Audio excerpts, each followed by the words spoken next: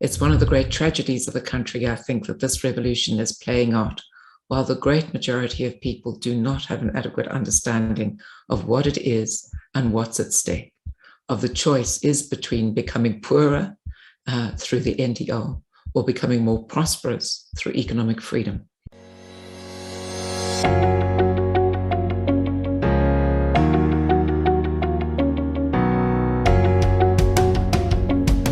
Hello, my name is Donald, and welcome to the #1 media company, WorldView. At WorldView, we explore everyone's perspectives on all things that can broaden our worldview. Today, we're talking with Dr. Anthea Jeffery. The doctor holds law degrees from Wits, Cambridge, and London universities, and is the head of policy research at the IRR. She has authored 11 books, including People's War, New Light on the Struggle for South Africa, and BEE, Helping or Hurting. She has also written extensively on property rights, land reform, the mining sector, the proposed national health insurance, and the growth-focused alternative to BEE. She is now busy writing a book on the National Democratic Revolution, to which the ANC first committed itself in 1969, and which it has been implementing in many spheres since 1994. Doctor, welcome to the show. Thank you, Donald. I appreciate being here. And so, Doctor, I've just read that the ANC is implementing the National Democratic Revolution. But to our viewers, what is the key goal of this National Democratic Revolution? And why should the average South African care about the National Democratic Revolution? Because the key goal of the NDR is to take South Africa by incremental steps from a capitalist economy to a socialist and ultimately a communist one. According to the South African Communist Party, the SACP, and COSATU, the ANC's trade union ally, the NDR offers the most direct path to the socialist and communist future. And though the ANC itself generally downplays that socialist objective, preferring to use the language of transformation about its policies, in essence, it does share precisely that goal.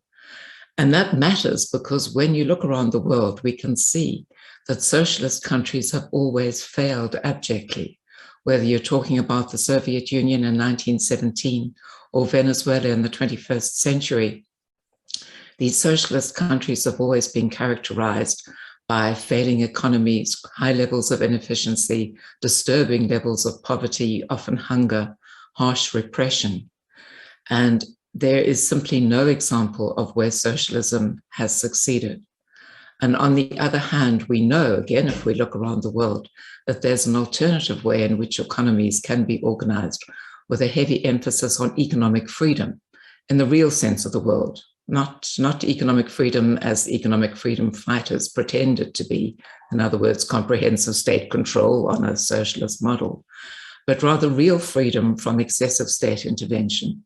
So the state keeps small, it limits its interventions in the economy, it allows the private sector to meet the needs of consumers on a voluntary exchange basis through the market mechanism. And the countries which embrace that approach have much better economic and other outcomes.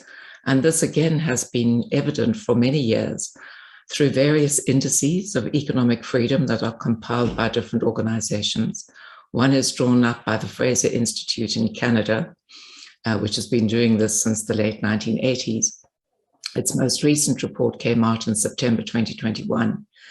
And it shows that the most free countries, the ones that do best at limiting the power and role of the state, have average GDP per capita of about $50,600. These are a special type of dollar so that it's purchasing power parity.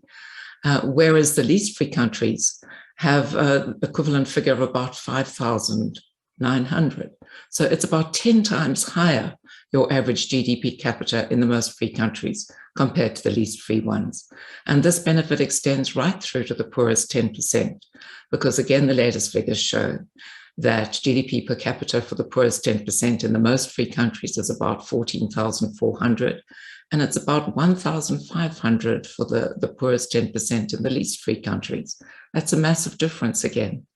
and absolute poverty at a rate of less, income below $1.90 a day is less than 1% in the most free countries, but it's 34% in the most, sorry, I think I got that wrong, less than 1% in the most free countries and 34% in the least free ones. So huge divergence. And obviously, if you want prosperity for all your people, what you need to do is to be embracing economic freedom in the real sense of the term, moving away from the socialist objective of the NDR, embarking on the real structural reforms, which President Cyril Ramaphosa has promised us for some time, but has not in fact implemented. If anything, the NDR is proceeding under his administration with no sign of it being rolled back. So this is the choice that South Africa faces. We can keep on pursuing the NDR and the greater poverty and repression that will bring, or we can embrace economic freedom in the true sense of the word. I believe a country like Singapore's GDP per capita is 100,000 US dollars. So they would probably be like 20 times richer.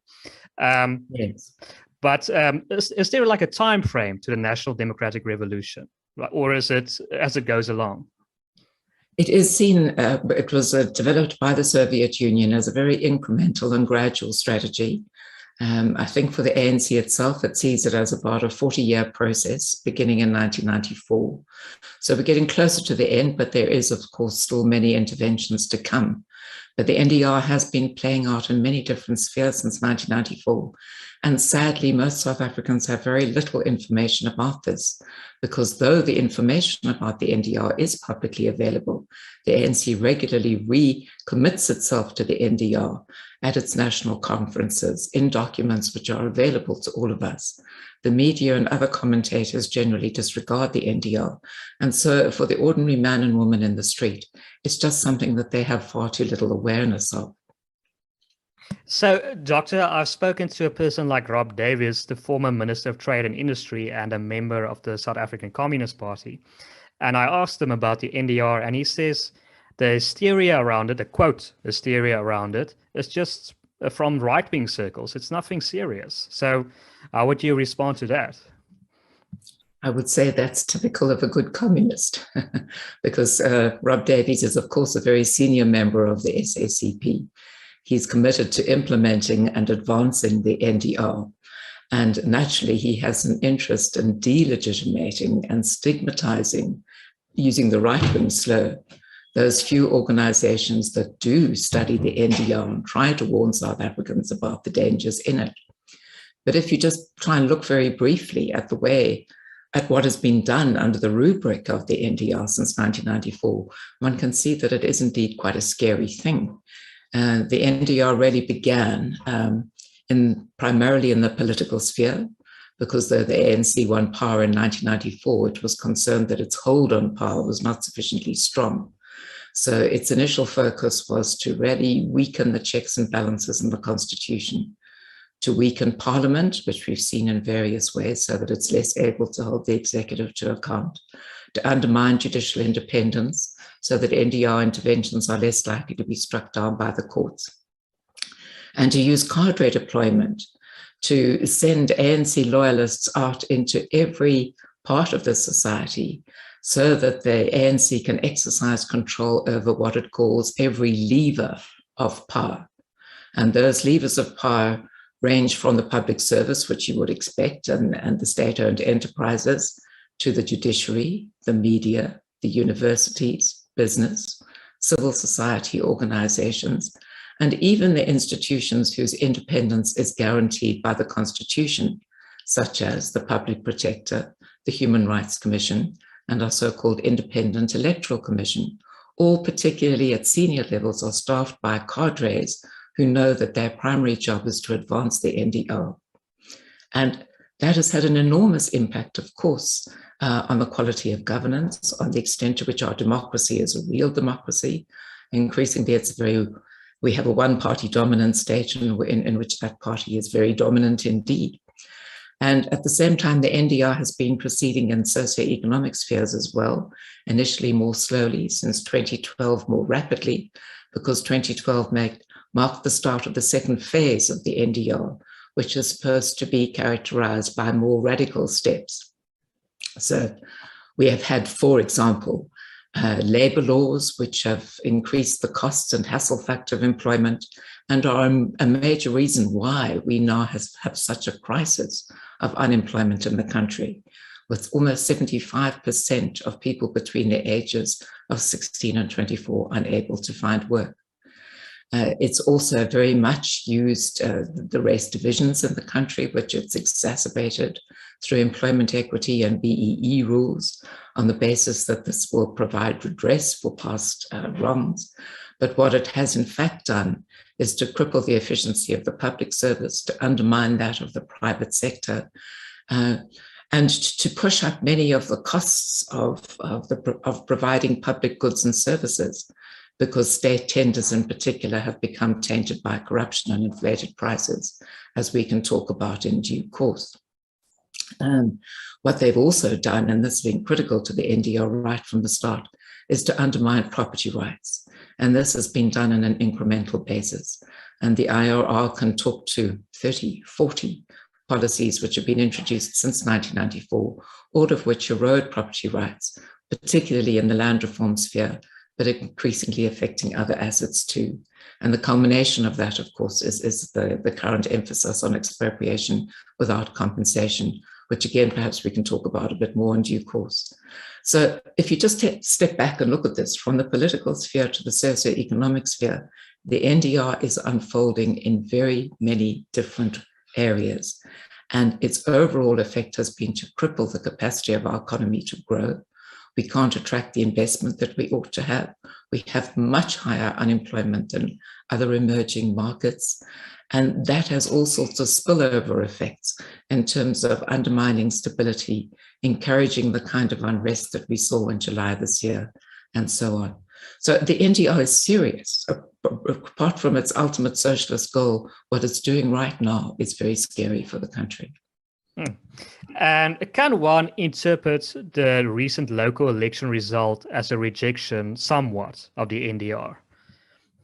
Yes, indeed. I think that because cadre deployment, employment equity, Black economic empowerment, tenderpreneurship have all had the effect of undermining the delivery of goods and services, I think there are many communities in the country that are very tired, impatient, angry with the ANC over the collapse of services, whether it's electricity, whether it's sanitation, or whether it's just the capacity to fix the potholes. People are very concerned about the ANC's inability to deliver. The evidence of corruption through the Sondo Commission, and of course, when a small elite has complete control over the levers of power, then there's an impetus to corruption and not enough capacity to curb it. And people are angry about that too. So there hasn't undoubtedly been a turning away from the ANC in this latest election. Unfortunately, not enough to put the ANC out of power in many municipalities. Partly, I think, because people are warned that social grants are linked to the ANC and they will end if people vote for other parties. Also, perhaps because other parties haven't done enough to capture the imagination of the millions of voters who've been staying away from the polls in increasing number for many years now. And okay, so the National Democratic Revolution has its roots in communism. How much influence does the South African Communist Party have over the Tripartite Alliance, or specifically the ANC? It has an enormous influence. Partly that's historical. And if you look back at the figures when the ANC held its conference in Tanzania, Morogoro, in 1969, at that point, there was only one member of its National Executive Committee that was not a member of the Communist Party. At the Karlsruhe Conference in 1985, you got a similar result, a few more communists, but undoubtedly communist domination. And what we've seen for a long time is that the communists put forward a policy proposal and then the ANC embraces it. Whether we look historically, things like let's adopt the NDR, first done by the SACP in 1962, and then echoed by the ANC in 1969. Let's embark on a people's war to help the ANC get rid of its black rivals inside the country, first really decided by an SACP delegation to Vietnam in 1978, then endorsed by the ANC in 1979. Or more recently, we look at 2017. In July 2017, the SACP held a congress where they adopted many resolutions as to the policy steps that were needed. And in December 2017, the ANC held a national conference where many of those same ideas came forward and were endorsed by the ANC. So it's that relationship which is so important. Effectively, the SACP is the jockey riding the ANC horse into power without having itself to win any seats. But it really sets the tone.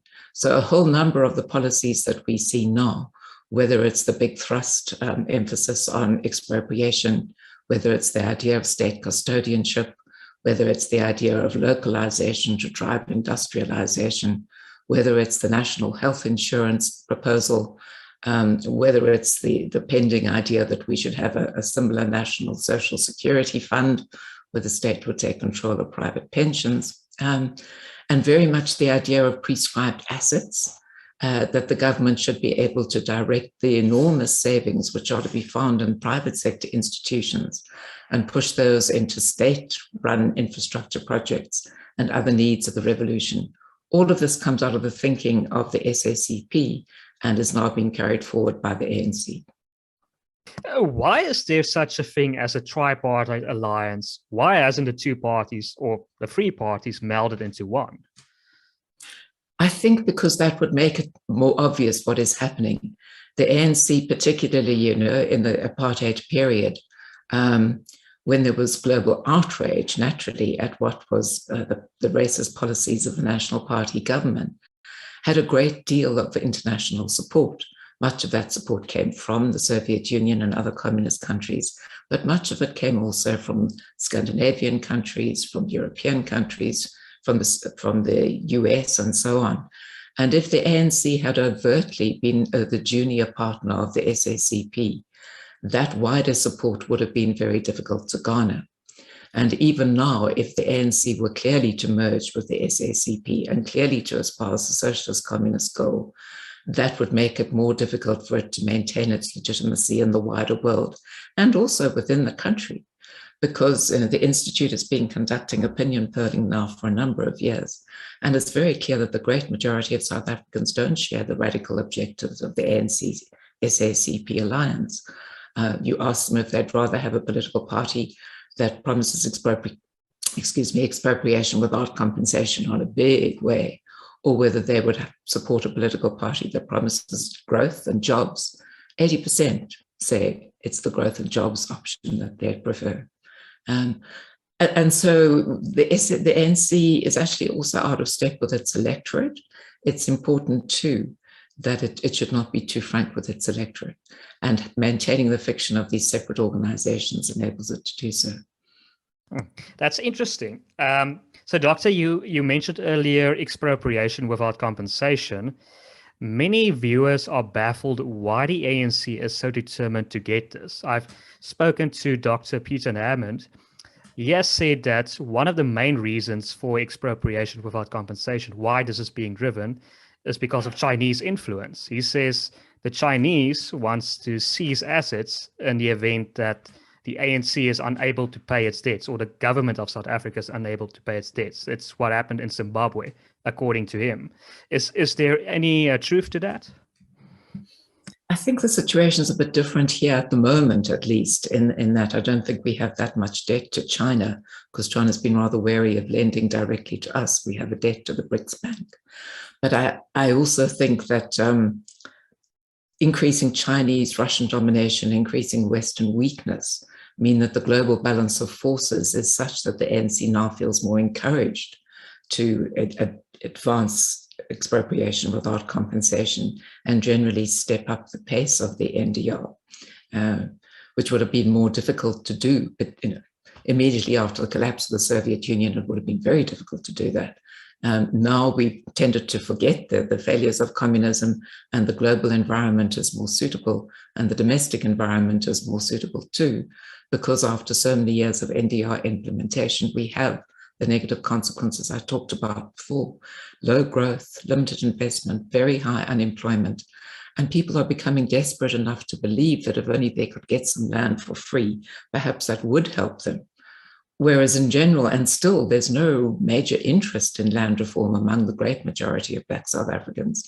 Some Black people, of course, do very much want to become commercial farmers, but the great majority of Black South Africans want to move into the cities and have jobs and earn their own salaries and acquire their own houses. So why is the ANC pushing it?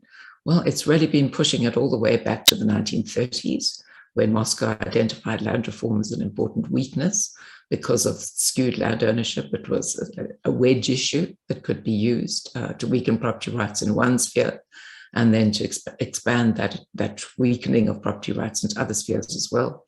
We saw it in 1955 with the Freedom Charter, drawn up very much by the SACP, by some of its most prominent members, and then endorsed by the ANC. Talks about redividing the land among those who work it. In the 1980s, there was a not very well publicized plan on the part of the ANC to really vest the land in the hands of peasant farmers, and then to collectivize those farmers in the second phase, but as the NDR moved into its socialist sphere. So it's been there for a long time. And again, more recently, if you look at what's been said by the ANC since 1994, first clear statement in 2002 at the Stellenbosch National Conference: we have to eliminate existing property relations in order to advance the NDR. In 2007, we have to get rid of the willing buyer, willing seller principle in land reform and have a new Expropriation Act. In 2012, we have to embark on this new and more radical phase of the NDR and do more to confront capitalism. In 2017, we must make sure that expropriation without compensation is available to us as a tool for land reform. But of course, once you have expropriation with compensation available through the Constitution, then the reach of it can expand beyond land into other kinds of property as well. And already we're beginning to see that kind of expansion, because the EWC constitutional amendment bill put forward by an ad hoc committee talks about not only land, but also the improvements on it that should be subject to expropriation for nil compensation. And those improvements could range from people's houses to shopping centers, factories, mine shafts, and so on. So the improvements is already a big expansion away from land alone. And it's possible that in time we'll see intellectual property shares, any number of assets being subjected to nil compensation. If I can play devil's advocate, I just read a book, The ANC's Last Decade, by Dr. Ralph Mateka. I might be mispronouncing that, but he says that the ANC is overwhelmed with the idea of democratic centralism. I believe that's the phrase he coined. And so you would argue perhaps that it's really people like Mbeki, Ramaphosa, or Zuma that decides what happens within the ANC. It's not the ordinary branches, like you mentioned, like the decision made in 2007. So is that a valid criticism, that it's only people at the top that really decide what happens at the national level? I think that's absolutely right. And the democratic centralism idea is a well-established Leninist concept, that of course you can have some interaction from the top with your party members while you're discussing a policy proposal. But once the decision is made, then it is binding on all members of the party, and they are obliged to implement it. And very much we have a small group at the top, the Politburo of the SACP in particular, the National Executive Committee of the ANC, and in particular its National Working Committee, which are the drivers of the NDR. And I think that very many of ordinary rank and file ANC members would have very little insight into what this relative elite, this small group, is deciding that the members of the ANC, want. And again, at times, opinion polling brings out that contrast very clearly. R.W. Johnson, I think, who's a well-known author on South Africa, conducted some opinion polls for ENCA in 2017, before Ramaphosa became the ANC president, when the choice was between Zuma and Ramaphosa. And he asked people, well, don't you want the expropriation without compensation, the radical redistribution that Zuma will bring? Or do you want the sort of policies, business-friendly policies that we think Ramaphosa might usher in? And a big majority in favor of the business-friendly policies associated with Ramaphosa. And yet when those 400 delegates assembled at Nasrec in December 2017, the resolutions they adopted, nationalize the Reserve Bank, make EWC available as an option, examine the introduction of prescribed assets so that we can funnel pension funds into the state's preferred projects. All of that was decided by this narrow group of people without reference to even what ANC members think, let alone the broader population. Okay, so Doctor, back to EWC. What has the ANC done in recent years to achieve expropriation without compensation? Yeah, well, it's building on that Nasrec resolution in 2017. They got a standing committee of Parliament, the Constitutional Review Committee, to kick off the process, a very unusual thing to do, because normally if you want a constitutional amendment, what you do is you bring out a bill. Everybody can see what the wording of the bill is. You invite public submissions and people can comment both on whether there should be a constitutional change and what the content of that change should be. Instead, the Constitutional Review Committee held hearings all around the country on the broad question, should we amend the Constitution to allow expropriation without compensation? And they got 450,000 or so written submissions, most of which said, no, don't. It will be a very dangerous thing to do. It will have all sorts of adverse economic consequences. It will not help the poorest of the poor. It won't provide redress. It will just turn land into a patronage tool to be wielded by the ANC. But there were also public hearings in the provinces where people came forward to give oral testimony.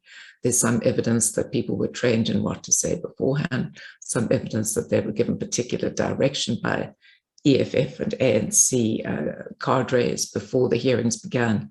And then they came up and they said that they would like to have expropriation without compensation. They would like to have the land. This would make all the difference to the poverty which they experience.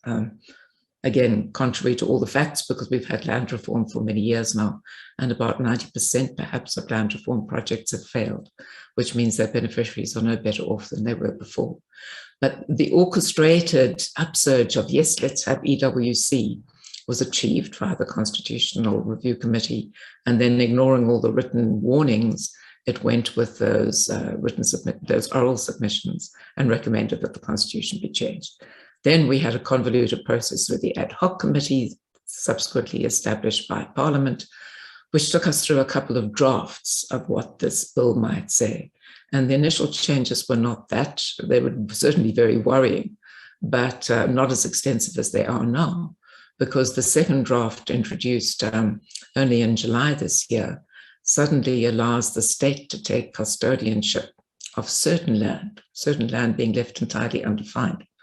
And it also allows Parliament to decide from time to time by 51% majority when nil compensation should apply. So it's aimed to give Parliament a completely blank check on the circumstances in which expropriation without compensation will apply. It will need to be linked to land, but land and the improvements already take you far towards many different asset types. Then in addition to that, because you need not only the constitutional change, you need a law of general application which can provide the nuts and bolts of how expropriation is going to be carried out. So we also have the expropriation bill, which first in fact came to public attention in 2008 after the Polokwane decision in 2007 that there should be a new expropriation bill, which would move away from willing buyer, willing seller. And that version was clearly unconstitutional. The 2013 version was clearly unconstitutional. The 2015 version was adopted by Parliament, even though in the view of the IRR and many others, it was also unconstitutional. And in the end, President Zuma declined to sign it into law. He said there'd been too many procedural shortcomings. So it didn't proceed into law, and that gave, unfortunately, the ANC the opportunity to add in no compensation provisions. So the latest version of the expropriation bill unveiled in 2020 has a very vague clause, which says the compensation can be nil in 5 listed instances, which are themselves very broad. For example, where you no longer control your property, perhaps because a building has been hijacked in the CBD, whatever. But it's also not a closed list, quite expressly not a closed list. So we have no idea how many other circumstances might in future also arise where nil compensation will be paid. And it's a large range of state entities, all the municipalities, many other state entities that will have powers under the expropriation bill to expropriate not just land, because property is defined as not being limited to land, for nil compensation. So it's opening the door a little bit wider, and it's the first of the laws of general application which we can expect will be used to implement and give flesh to the constitutional provision allowing EWC. What's going to happen to these bills? The EWC constitutional amendment bill is in a bit of trouble at the moment, maybe. That's what we're being led to believe. The EFF wants custodianship of all land. The ANC says custodianship of certain land, presumably to reassure Black homeowners up and down the country that it's not their land that's going to be taken. Traditional leaders up and down the country that it's not their land that's going to shift into state custodianship. But the EFF said they won't support the ANC's version. And without the EFF support, they can't get the 2/3 majority, which is the least of what they need to adopt the constitutional amendment. I think the conflict between the two is really one of semantics. And we have really no idea of whether a deal will be done between the ANC and the EFF to push that constitutional amendment bill through Parliament, if not this year, because Parliament is running out of time, then next year. And it's a similar story with the expropriation bill that only needs a 51% majority. It's back in Parliament right now for some sort of consideration by the Portfolio Committee, but you'll have the detailed deliberations next year. Do you think there will be a renewed urgency between the EFF and the ANC to find a compromise on a constitutional amendment with the recent local election results? Because it doesn't seem that they will have a 2/3 majority in 2024. So do you think they will try to hash out something at last now? I think that will unfortunately provide a big impetus to them to settle their differences and move ahead with the bill that they already have. That if they were to restart the process, it would take much longer. They might just go beyond the 2024 time period, which is significant, because if the two of them fail to get the 2/3 majority, then they really would find it difficult to change the constitution in that way in due course. So yes, there's much reason, unfortunately, for the ANC and the EFF, which is simply an offshoot from the ANC. It's the ANC Youth League in a different guise, for them to find common cause and recognize how much progress they've already made towards a key NDR goal and cement it by passing that constitutional amendment. Whether it will then stick remains another thing, because there's a strong argument to be made that you need a 75% majority, which they cannot marshal. There are various other procedural arguments that can be raised against the validity of that bill, and no doubt all those points will be made in due course before the courts. Interesting. Doctors, if we can pivot to another controversial subject in South Africa, BEE, it seems like most South Africans agree that it's not really working. It's not really benefiting the majority of Black people as it's intended to do. Can you give us some data stories to back that up, of how BEE is not really helping South Africa, or Black people in particular? Yes, and there's not a lot of data, I'm afraid, but we can certainly point to some. So, for example, from the IRR's own opinion polls, there were a number of years in which we asked people whether they personally benefited from BEE in its most common forms, which is either an ownership deal or a preferential tender. And 15, not even quite as much as 15% of Black respondents said yes, they had personally benefited.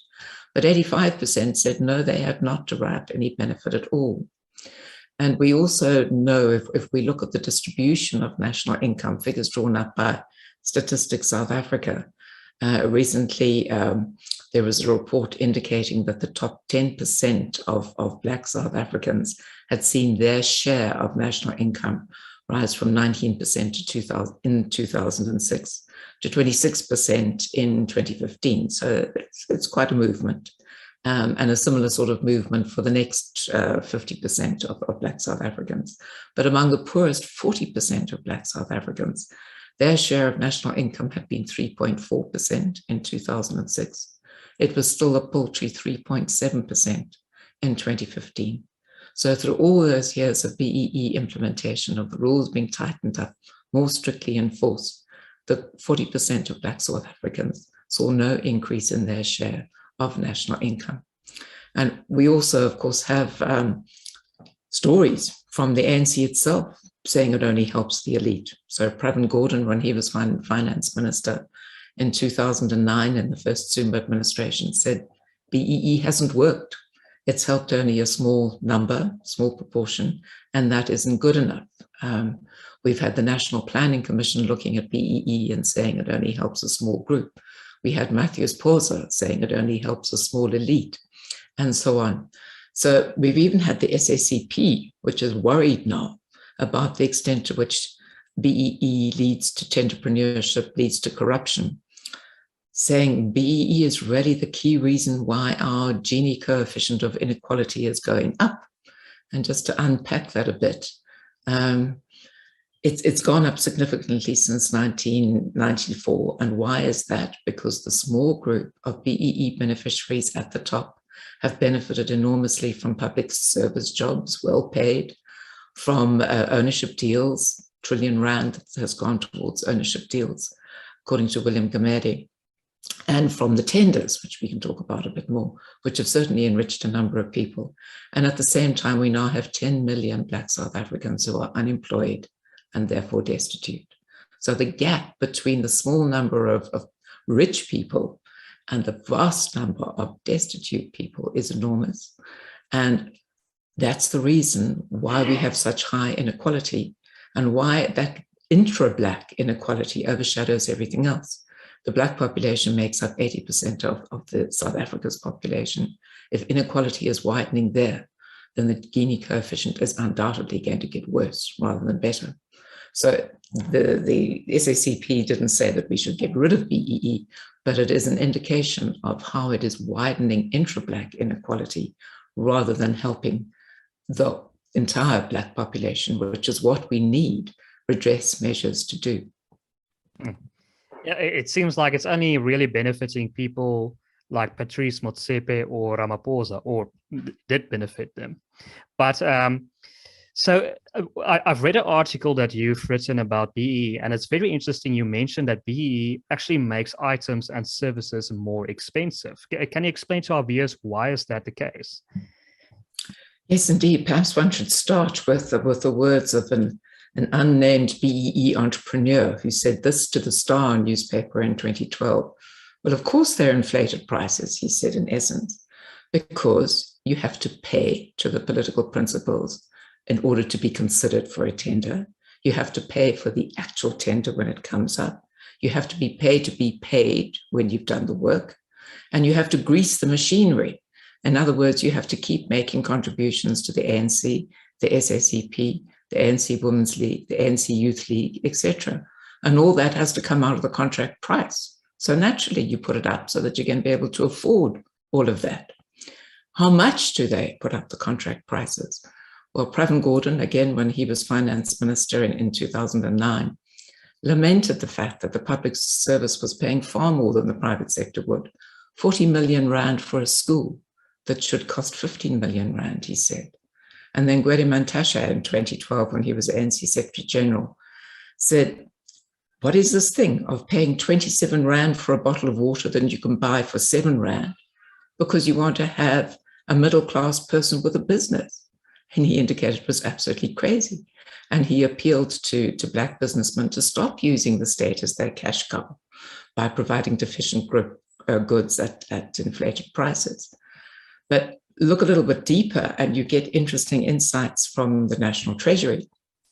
So in October 2016, just before he retired, the Chief Procurement Officer, Kenneth Brown, said that fraud and inflated pricing was now tainting between 30 and 40% of state procurement. And that is a lot of money. At that point, the state's procurement budget was 600 billion. More recently, it's risen to 800 billion. It's no doubt higher still now. And then we got a similar message from Willie Matabele, who became Kenneth Brown's acting replacement as Chief Procurement Officer. When the Zondo Commission began its hearings in 2018, its first witness was Mr. Matabele. And he said about 50% of the contracts just deliberately don't apply the rules. And the moment the rules are not being applied, say because you've got an emergency situation, then you'll find, in his words, a contract that begins at 4 million rand is still sitting at 200 million rand. And he says this has an enormous impact on all South Africans because the state is the principal provider of goods and services to so many millions of people.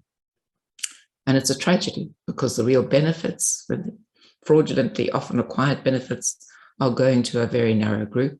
And the great majority of South Africans finds that there's less left over to provide the goods and services they so badly need. Yeah, so we know that there's a problem with BE or it's not working. What are some sensitive alternatives to BE? Well, the IRR has for many years been arguing for an alternative system, which we call economic empowerment for the disadvantaged. And that would have three key elements. First of all, we would reward business for doing the things a business ought to do, for investing in the country, for employing people, particularly for expanding employment, for helping to bring in capital investment, for innovating, for contributing to tax revenues, for contributing to exports. For all of these fundamentally vital business contributions, business would earn voluntary EED points on a completely new scorecard. Secondly, would say we have to have something that reaches down to the grassroots, that doesn't just help the elite.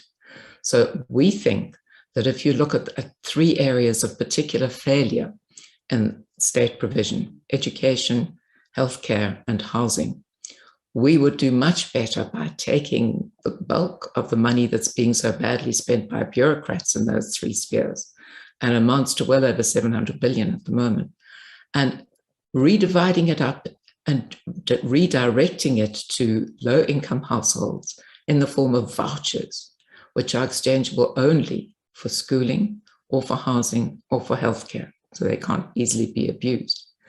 And then it would mean if we take the schooling option, for example, which we can talk about a bit more if you would like in time, that means that parents finally have a real choice. What school do they want their children to go to?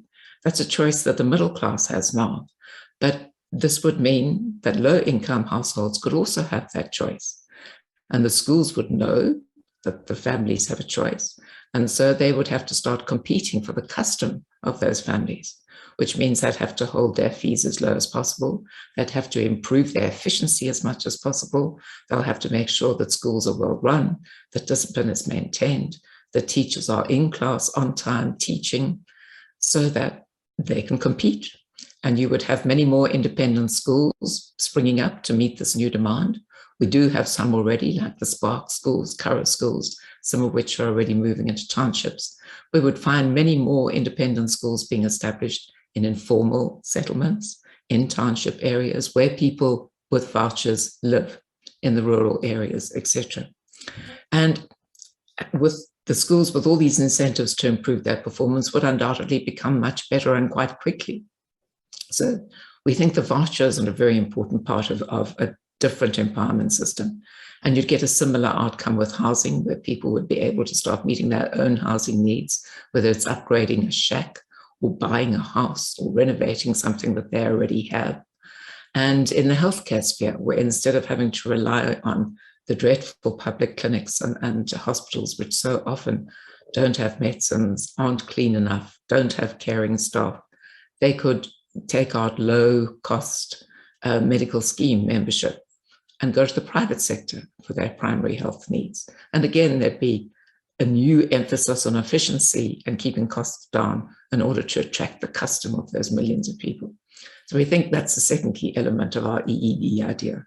And then the third one is that we want to get away from race. So long as we have BEE, we have to keep dividing the population into blacks, coloreds, Indians, and whites, using informally the very same apartheid era classifications that were condemned around the world and across the country before 1994, which were in fact repealed by the National Party government in 1991, 30 years ago. But because we have BEE, we still use those apartheid era classifications in some informal classification system that nobody quite knows how it works, but it's there. We should dispense with that. We don't want to keep on dividing people up by race. And if we look at socioeconomic status, if we say who is disadvantaged, who most needs the help, then we apply a means test, as we already do with the social grants.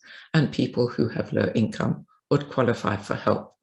And the sons and daughters of the political elite would not, which would also be a fairer outcome.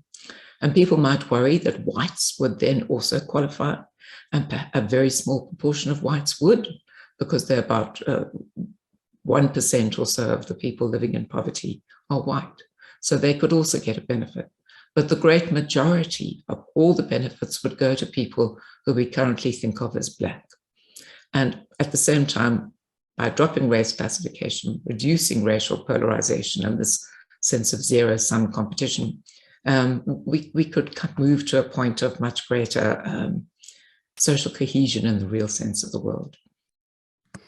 Yeah, Doctor, those sound like great alternatives. So the question is, why haven't they been implemented? I mean, is there something personal to do with Ramaphosa or Motsepe that has benefited from BEE that they are reluctant to let it go? I think there was a case in Parliament where either Musi Maimane or John Steenhuisen laid out an argument against BEE, and Ramaphosa, when he took the stand again, he said, we don't need to end it, we need to have more of it.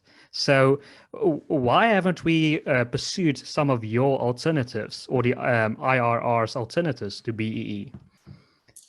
There are massive entrenched interests against that shift, unfortunately. And it's driven, I think, by a mixture of personal self-interest and by the NDR ideology. So if we look at the personal self-interest, I think the example of Ace Magashule's son just sums it up.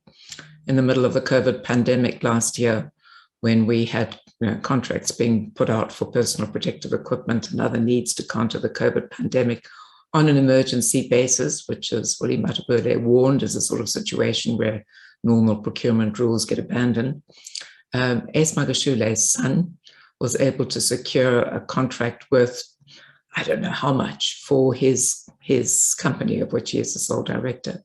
And the very next week, he went out and bought a 2 million rand BMW. So, and as Ramaphosa has warned, Ramaphosa, when he was saying the ANC is accused number one when it comes to corruption, did also recognize that the children of the ANC leaders in the party and in government are often told about tender opportunities before anybody else knows about them. So they're able to get them. And this, of course, keeps the wealth in the family. And it makes it, I expect, very difficult to have sufficient, to put the public interest before self-interest. And then the other major factor is the ideology, because BEE and employment equity vastly increase state power to begin with. They increase state power over business. They keep limiting business autonomy more and more. They make business always on the back foot and very wary to oppose the state. Even when policies like EWC come up, overtly, they don't criticize it because they know they're likely to be vulnerable on their employment equity and BEE scores, because you simply cannot comply with the racial targets which are being imposed, which are already quite unrealistic. And apart from that, you also have, unfortunately, through these policies, a great deterrent to investment. So South Africa just doesn't attract the FDI that it should, therefore much lower growth, therefore much higher unemployment, and therefore from the NDR perspective, much greater revolutionary potential in the country as more and more people become poor and desperate. And that revolutionary potential is needed to drive the NDR forward to its final socialist end. So they have an ideological interest in maintaining what helps the rich and impoverishes the poor. It's very sad. It seems like we have a big problem on our hands. But Doctor, I see our time is running out. One last question I want to ask you is about education vouchers. A lot of people are frustrated with the education system. Can you tell us how an education voucher will help us solve many of those problems? Yes, indeed. We do have a growth of private schools, independent schools in this country, part of a global trend where across the world in countries like India and Kenya and Nairobi, millions of children are attending low-cost private schools. They're avoiding the free public schools because those free public schools offer such a poor quality of education, and going to the low-cost private schools, which offer a much better education. But obviously, many more people could afford that option if they had the benefit of a tax-funded voucher. If as a low-income household, you were able to obtain a tax-funded voucher, which you could exchange for schooling for your children at an approved school, then obviously, as I said before, you have the choices now available to the middle class, and the schools have to compete for your custom. The public schools have to get much better. Doesn't mean to say that we'll have no public schools left, but if they're going to attract the custom of those parents, they have to really up their game. The independent schools will increase. There may be schools started by faith-based organizations or civil society organizations. There'll be a whole plethora of choice, and that choice will be very good for South Africa. It depends partly on money, and the money can be obtained not by increasing spending, which we can't afford to do, but by redirecting our existing spending. At the moment, we have billions of rands being badly spent by bureaucrats. We should redirect those billions of rands into education vouchers for low-income households, where parents have an enormous personal interest in ensuring that the money is used to the best possible effect. Just quickly, it just came to my mind. Is there an equivalent of an NDR in a country like India, a National Democratic Revolution? Yes, there would have been. I haven't studied it enough, but certainly when the Congress party came to power in India in 1948, they were very much influenced by communist Marxist thinking. So for many years, you had a vast degree of state control over the economy, became known as the Raj, the license Raj. You had to get a license for every economic activity. And it's only really, in the last 10, 20 years that India has fundamentally started to reform and seen enormous growth as a result. So yes, it was the Soviet Union's idea that the NDR should play out in every Asian and African former colony. Most of them would come to independence with a largely capitalist system. If you could get them to abandon that capitalist system, embrace socialism, they would move into the Soviet sphere of influence. And they set out the sort of steps that should be taken to move countries from the one path to the other. Well, that's fascinating. And it seems like if in India it can be largely overcome, perhaps it can be in South Africa as well. But Doctor, thank you so much for your time. This has been such a wise analysis. I want to give you one last opportunity to add, plug, or say anything that you want to. I wish that many, many more people were aware of the NDR. It's one of the great tragedies of the country, I think, that this revolution is playing out, while the great majority of people do not have an adequate understanding of what it is and what's at stake, of the choice is between becoming poorer through the NDR or becoming more prosperous through economic freedom. And I wish the commentariat would do a better job of informing South Africans that that choice is available and then embracing the choice that they make, which I'm willing to bet would not be the NDR. Absolutely. Well, thank you, Doctor. Thank you so much for your time. To our viewers, if you've made it this far, you most certainly enjoyed this content. So please consider liking this video, sharing it as widely as possible, and subscribing to our channel. My name is Donald, and you've been watching WorldView.